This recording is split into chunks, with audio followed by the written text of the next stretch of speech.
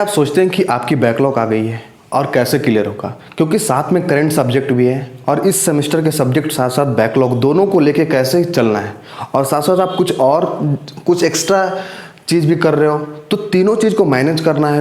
अगर किसी के बैकलॉग ज़्यादा है तो कैसे क्लियर करें। तो ये जब इंजीनियरिंग कॉलेज में जो बच्चे होते हैं ना, जो उनको बहुत ही डर लगता है कि अरे यार मेरा बैकलॉग आ गया है, वो नेक्स्ट बैकलॉग कैसे क्लियर होगा, सेमेस्टर एग्जाम आने वाला है, हमें करंट सब्जेक्ट का भी पढ़ना है, साथ साथ बैकलॉग का भी पढ़ना है। तो देखो फंडा बहुत क्लियर है। बैकलॉग आ गया तो ऐसा नहीं कि बहुत बड़ा एक दिक्कत हो गया कि जो आपको क्लियर ही नहीं होगा। इसके लिए सिंपल फंडा है। लोग क्या बोलते हैं कि सबसे पहले एक पेपर लो और पेपर पे करंट सब्जेक्ट और बैकलॉग के सब्जेक्ट पूरे लिख दो। ऐसा नहीं करना है फ्रेंड्स। ऐसा क्यों नहीं करना है? देखो, अगर आप पेपर लेते हो उस पर पूरा सब्जेक्ट जितने भी आपका करंट सब्जेक्ट है और बैकलॉग का सब्जेक्ट लिख देते हो। अगर आपका सब्जेक्ट सब मान लो कि छः सब्जेक्ट करंट सेमेस्टर का है और 3-4 बैकलॉग मान लो आपका है, तो 6-4 10 हो गए। अब 10 सब्जेक्ट अगर एक पेपर पे लिखोगे ना, तो देखोगे अरे बाप 10 सब्जेक्ट है, तो तो देखोगे आपकी कैसे इसको क्लियर करें, तो it is very disappointed for you. तो देन आपको क्या करना है, उसके लिए पूरा ध्यान से सुनो, इस वीडियो को लास्ट तक देखो। एक हम लोग एक क्रिएट करते हैं कि कैसे करें कि एक फंडा जल्दी से बैकलॉग क्लियर हो जाए, कम से कम टाइम में बैकलॉग क्लियर हो जाएगा। देखो फ्रेंड, 2 दिन तो आप एक बैकलॉग सबमिट के लिए दे सकते हो। 2 दिन बहुत है, more than sufficient if you want to pass and getting good marks also. So नहीं, आप जाओगे नहीं 80% मार्क्स 70% मार्क्स लाएंगे, then you have to study more. Two days is not more sufficient, so you have to study more. अगर if you want to marks, if you want to more marks like 80%, 17%, 75 and 90%, then अगर आपको सिर्फ पास होना है, क्योंकि बहुत सारा subject आ गया और साथ में कुछ और भी कर रहे हो, just have to crack all the backlog, so just वो आपको 2 दिन तो देना ही है। अब हम लोग आते हैं कि कैसे इसको मॉडिफाई करें, कैसे इसको पैरेलल ट्रैक में लाएं करंट सेमेस्टर के थ्रू। तो देखो बहुत ही सिंपल है, आराम से समझना। सबसे पहले हम क्या करेंगे ना, करंट सब्जेक्ट जो है उसको एक जगह पे हटा दो और बैकलॉग को एक साइड में रखो। करंट सब्जेक्ट के जो भी है, देखो अब यहाँ पे बहुत पॉइंट है, नहीं कि आप करंट सब्जेक्ट को आप ध्यान नहीं दे रहे हो, बैकलॉग पे ज़्यादा ध्यान दे रहे हो, ये बहुत बड़ा गलती है। करंट सब्जेक्ट को ज़्यादा प्रीफर करना एज कम्पेयर टू बैकलॉग, ये बहुत इंपॉर्टेंट है। अब देखो करंट सब्जेक्ट है उसको आप करते रहो, जैसा जो प्रोसीजर है जो सब लोग कर रहा है उसी तरह से करंट सब्जेक्ट को जितना दिन पहले पढ़ना है वो सब आप मैनेज करो। मैं आता हूँ बैकलॉग पे, वो कैसे आपको फाइंड आउट करना है। तो देखो बैकलॉग का सब्जेक्ट कितने 4 या 5 सब्जेक्ट, उसके 2 दिन निकालो। सपोज आज एग्जाम होने वाले हैं तो इसके 2 दिन आप एक सब्जेक्ट के लिए तो निकाल ही सकते हो। 4 सब्जेक्ट है तो 2-2 दिन सबके एग्जाम के 2 दिन पहले, ज़्यादा नहीं कि बहुत दिन से पढ़ रहे हैं, ऐसा कुछ नहीं करना है।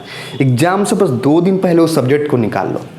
अब करना क्या है, सिंपल है, उस सब्जेक्ट के डिवाइड कर लो। अब देखो यहाँ पे उसका मोड समझना पड़ेगा, क्योंकि वो सब्जेक्ट कैसा है, प्योर थ्योरेटिकल है या थ्योरेटिकल प्लस नॉमरिकल है या फिर मीडियम है, मिक्सचर ऑफ बोथ है, या फिर समझ रहे हो ना, 3 कैटेगरी में हम लोग बांट दिए हैं। तो इस मोड को आप पहले समझ लो। अब देखो यहाँ पे फंडा फर्स्ट, अगर आप नॉमरिकल में अच्छे हो, अगर नहीं हो तो कोई दिक्कत नहीं है, आप थ्योरी पे ध्यान दो ना। अरे यार ज़्यादातर बच्चे जो मार्क्स लगाते हैं वो थ्योरी में लाते हैं। क्यों? कि थ्योरी में कुछ भी लिखे, नॉमरिकल में का 1-2 गलत होगा तो पूरा नंबर कट जाता है। तो you have to just focus कि which area I am in good, so you have to just analyse.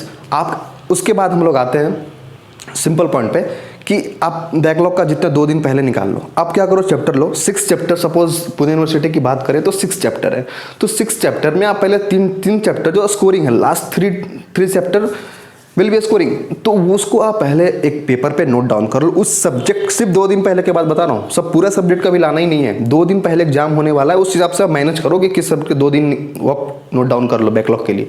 तो 2 दिन पहले उस सब्जेक्ट का जो 3 यूनिट है, लास्ट के 3 यूनिट्स, उसको एक पेपर पे लिख लो। यूनिट्स लिखो, उसके जितने भी सब्जेक्ट, उसके जितने भी पार्ट है, मतलब उसके जितने भी कंटेंट हैं, सब्जेक्ट एक चैप्टर में इतने टॉपिक हैं उसको पढ़ना है, दूसरे टॉपिक में इतने टॉपिक हैं, तीसरे में इतने टॉपिक है, सबको एक राइट डाउन कर लो, तीनों टॉपिक के कंटेंट को। अब देखो कि तीनों चैप्टर के कौन सा टॉपिक आपको अच्छा लग रहा है, जिसको आपको अच्छा लग रहा है, कि जिसको आपको लग रहा है कि नहीं ये छोटी सुना सा लग रहा है, ये कहीं पे हम लोग पढ़े थे, उस टॉपिक को निकालो।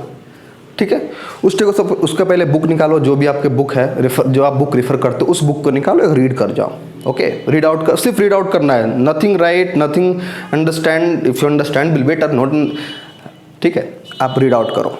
सेम चीज को आप गूगल पे सर्च करो, सेम वही जो चीज़ आप, जो topic, note I am saying the full chapter search on the Google, just topic search on the Google. After that वहाँ भी आप कुछ सर्च करोगे, पढ़ोगे, कुछ पॉइंट है तो नोट डाउन कर लो।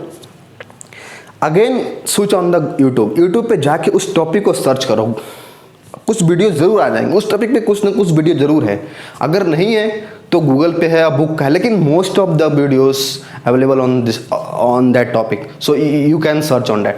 सो देखो सर्च कर लिए, अब टॉपिक आ गया, टॉपिक को पूरा लिस्ट अच्छे से सुनो। देखो सुनोगे तो आप जब बुक पढ़े थे और जब गूगल पर सर्च किए थे कुछ मैच करेगा, कुछ आप उससे समझोगे जो वीडियो में, उससे आप एक पेपर पे नोट डाउन कर लो। सिर्फ मिनिमम जो पॉइंट नोट डाउन करना है, आपको समझना है कि हाँ ये पॉइंट में ये लिखना है, इस पॉइंट में ये लिखना है, बस जैसे कि एक टॉपिक में 5-6 पॉइंट है उसको नोट डाउन करना है। ये सेम रिपीटेशन करना है, सेम रिपीट करना है हर टॉपिक के लिए, फर्स्ट लास्ट के 3 यूनिट के लिए। ये जब कंप्लीट हो जाए तो एक दिन लग जाएगा इसके लिए। अगले दिन रात से शुरू करना है लास्ट 3 चैप्टर को। लास्ट 3 चैप्टर में देखो जो इम्पोर्टेंट है, जो इम्पोर्टेंट कैसे हम फाइनलाइज करेंगे, जो इम्पोर्टेंट है उसके लिए लास्ट 5 ईयर्स का देखो, पैटर्न देखो कि कौन कौन सा क्वेश्चन आ रहा है और उस पैटर्न से मैच करो कि हाँ ये टॉपिक इंपॉर्टेंट है, ये टॉपिक आ सकता है, सिर्फ उसी को सर्च करना है, सेम प्रोसीजर करना है। जैसे मैं बताया, इसको आप बुक से पढ़ो, गूगल से सर्च करो, यूट्यूब पे देखो और उसको नोट डाउन करो इंपॉर्टेंट पॉइंट को। ये सब होने के बाद पूरा बंद कर दो। नेक्स्ट सुबह एग्जाम से 3 घंटे पहले, बहुत ही इंपॉर्टेंट है गाइज, वो करोगे, आपके मार्क्स ऑटोमेटिक इंक्रीज होने वाले हैं और पास तो होगे ही होगे। तो देखो वो क्या करना है, 3 घंटा पहले अब जितने भी टॉपिक हैं सबका तो एक पॉइंट बना ही लियो। अरे अच्छे से नहीं बनाया, मैं मानता हूँ कि 2 दिन में अच्छे से क्या बन पाएगा, इस टॉपिक पूरा कवर किया चैप्टर, बस जो 2 भी पॉइंट बनाए ना पॉइंट को देख लो, बस पॉइंट को थोड़ा मेमोराइज करो कि हाँ ऐसे लिखना है, ऐसे बस इस पॉइंट आएगा तो इसमें ये लिखना है, ये पॉइंट जस्ट मेमोराइज, जस्ट ये क्वेश्चन का ये मिनिमम पॉइंट, यानी कि लार्ज नंबर ऑफ पॉइंट। अब आपको तो अंदर की बात तो पता ही है कि इसमें ऐसा लिख देंगे, नहीं भी पता है तो कुछ अपने मन से उस टॉपिक के बारे में कुछ भी लिख सकते हो। आपको कुछ भी लिख सकते हो, मतलब नहीं कि कुछ भी फेंक रहे हो तो अब वो ऑटोमेटिक मार्क्स कम जाएगा और आप वो उतना यूटिलाइज नहीं होगा। अब देखो एग्जाम में गए, अब लास्ट पॉइंट बता रहा हूँ फ्रेंड्स, बहुत ही ध्यान से ना, एग्जाम में गए वहाँ पे आप पेंसिल, पेन, 2 पेन लेके जाओ, ब्लैक, ब्लू एंड पेंसिल। अब देखो कोई जो, जैसे कि मैंने क्वेश्चंस आ गया, शायद थर्मोडायनेमिक्स का कोई क्वेश्चन आ गया, तो थर्मोडायनेमिक्स का जो इंपॉर्टेंट पॉइंट है, वो जो इंपॉर्टेंट क्वेश्चंस आया उस क्वेश्चंस के इंपॉर्टेंट पॉइंट है, 5 इंपॉर्टेंट पॉइंट है। सपोज वो पूछ दिया कि एयर बबल्स के बारे में पूछ दिया, या what ever questions it will ask, तो देन आप क्वेश्चन को 1 2 3 4 5 जो पॉइंट है 5 पॉइंट लिख दिए। अब 5 पॉइंट ब्लैक पेन से लिखना है गाइस, 5 पॉइंट ब्लैक पेन से लिख दिए। उसके बाद क्या करो कि 5 पॉइंट लिखने के बाद उसके नीचे उस एक पॉइंट को ब्लैक पेन से लिखो, फिर उसको ब्लू पेन से उसके अंदर लिखो, उसके अंदर कुछ भी रिलेटेड लिखो, कुछ आपने सुना है यूट्यूब पे, कुछ पढ़ा है, नहीं पढ़ा है, कुछ भी आपको लगता है कि ऐसा होना चाहिए, लिखो कम से कम 2 पेज तो पूरा फुल उसको कर दो। ये हर क्वेश्चन के लिए करना है। अब देखो जैसे पेपर आए तो उसमें आप सिलेक्ट कर लो कि ये क्वेश्चन करना है, उस पर टिक मार दो। ऐसा नहीं जो और वाले क्वेश्चन जैसे कि 1 या 2, 3 या 4, 5 और 6, 7 और 8, तो वो पहले डिसाइड कर लो कि ये क्वेश्चन हमें करना है, क्योंकि अब जब क्वेश्चन एक बार फ्लो में आ जाओ तो बस धराधर क्वेश्चन होना चाहिए, ठीक है ना। अब जितना भी जान दो, इन्हें कि अरे बोलते हैं कि पॉइंट 3 ही पॉइंट याद है, 3 ही पॉइंट लिखो, लेकिन पूरा लिखो। हाँ, पेंसिल का जैसे कोई डायग्राम है तो उस डायग्राम को पेंसिल से बनाओ वहाँ पे साइड में, कि जरूरी है, बहुत अच्छे मार्क्स पेंसिल से बनाओगे, ये सब करोगे। उसके बाद पूरा होने के बाद एट इज उसको जितना भी आप किए हो लिख दो, हर एक पॉइंट बनाओ, अंडरलाइन कर दो पॉइंट को पेंसिल से, उस मार्क्स को देखो आपको अगर इस प्रोसीजर को फॉलो करोगे automatic you will get good marks and also pass तो ऐसे ही हो जाओगे।